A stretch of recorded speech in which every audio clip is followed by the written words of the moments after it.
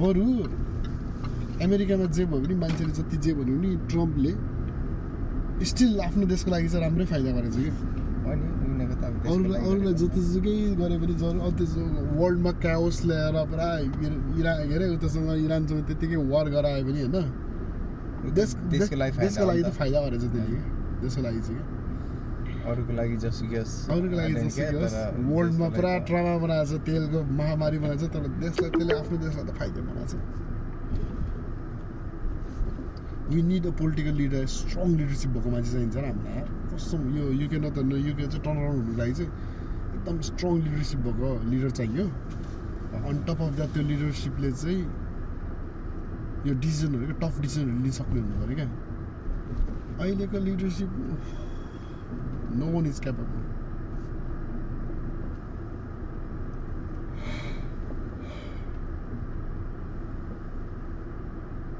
जो म यता हुन्छ जाने अब म यता जाँदैछ नि त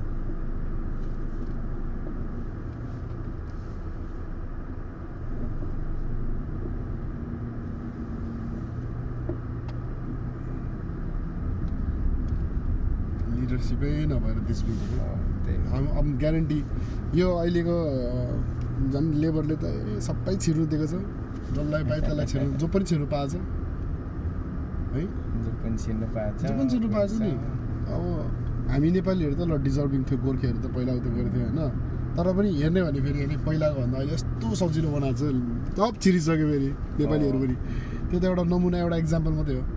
नेपालीहरू त लिगल्ली पहिला वर्क गर्यो राइट्स छ ठिकै छ होइन मुसुन्डेहरू कति छिरेछ मुसुन्डेहरू त डेन्जर ट्रकै आएको छ यहाँ त अनि त्यो फ्रान्सबाट त्यो बोटै आउँछ सबैलाई राखिदिन्छ उहाँ त्यसलाई फर्काइदिएन नि त्यस्तो कुराहरू त्यस्तोहरू त जुनबाट त्यहीबाट फर्की भाइ we have nothing to offer you भनेर ट्याक्क फर्काउनु पर्छ नि छैन म त यो पनि खिच्छु पनि तपाईँले खिचेर मैले त खिचिरहेको छु दिनुहोस् मलाई त्यही पठाइदिनुहोस् हालिदिन्छ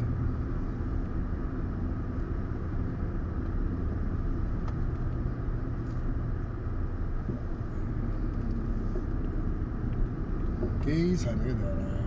नथिङ टु लुक फरवर्ड त्यही त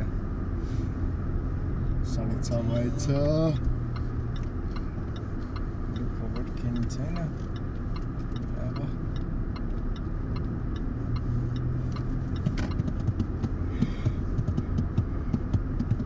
कति ठुलो छ भिलेज पनि यहाँनिर